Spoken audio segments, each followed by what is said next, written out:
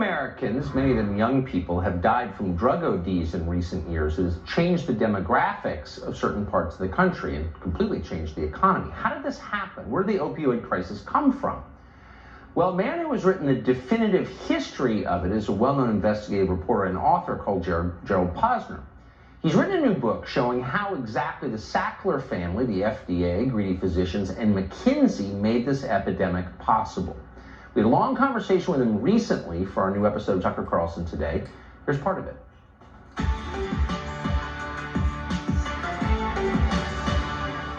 So one of the sorriest parts of this story on the drug industry in general, but the sorry part in particular on opioids, is the FDA. And it's not that they are complicit in terms of sitting there and taking a bundle of money over the table or under the table and saying, okay, we're going to do this.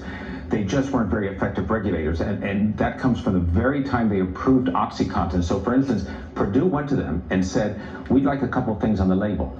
We'd like on the label that the odds of addiction are very rare because this is a time-release formula. And we believe that these studies show that there's something to that. The FDA had no studies. There was no proof of that. Purdue had done no studies of that, but the FDA put that on the label. They had done no studies? They had done no, because they had no long-term studies of whether a time-release formula that really would mean less addiction down the road. And then there was one big road bump. So, okay, road bump. 2007, Purdue had to plead guilty to felony misbranding, misrepresenting the drug as not addictive enough and too safe and everything else. $600 million fines, $34 million paid by the top 3 executives. And if we spoke the week after that, I would have said to you, it's over. That's it. Doesn't matter if they have Frank Luntz or they have McKinsey or whoever else. They're not going to sell big numbers anymore. And boy, was I have been wrong, because it's from 2008, after they plead guilty, after there's a compliance agreement, after the Department of Justice is supposed to watch them. They have their biggest sales from 2008 on. They bring in McKinsey, the great firm, to say, okay, Frank Luntz is good, but we need the big guys here. We need McKinsey. And McKinsey tells them how to turbocharge sales in 2013 when sales are down $100 million. And every year they're taking out $800 million to family, $900 million, $1 billion. In 2015, they make the Forbes wealthiest families list, and Forbes calls them the OxyClan when they came onto the Forbes. What did McKinsey tell them? McKinsey told them, and this is fantastic, you need to increase the sales representatives who are going out, the detail team, those who are selling the drugs directly to doctors, convincing them to do it, by 20%. Make them make more visits. And don't have them waste their time on the low prescribing doctors, because that's not really worth it. Go just for the high prescribing doctors. The pill mills. Yeah, go to the ones who are sending out a lot of pills. Well, I think a lot of people who first read about this story 20 years ago said to themselves, well, that's really sad. People are dying of drug abuse in their hand, addicts OD. And they're addicts. And your sympathy for an addict is limited because they're an addict and they're reviled.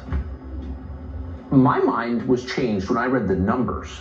The numbers of pills coming into certain zip codes, particularly in Appalachia and Kentucky and West Virginia and parts of Ohio, were so high that it didn't seem to me that any honest and decent pharma executive could read these in the monthly report and think that was okay. Yeah, it's impossible to, you can't get away with it. They knew where there was heavy concentrations. They never reported any of this to the FDA. They never reported anything back to the DEA. They just said, they put on their blinders and said, let's pocket the money. There's a lot of responsibility, by the way, to go around on the opioid crisis. It's not just Purdue, it's not just the Sackler. Yes. It's the FDA, it's the lax FDA, it's the middle distributors, it's greedy doctors, it's doctors running pill mills. There's no questions. It's pharmacists who are willing to cut the rules and look the other way to fill a prescription that shouldn't be done. So, the Sacklers will take the brunt of the blame because they are the owners of this star drug that caused so much devastation and left it in its wake.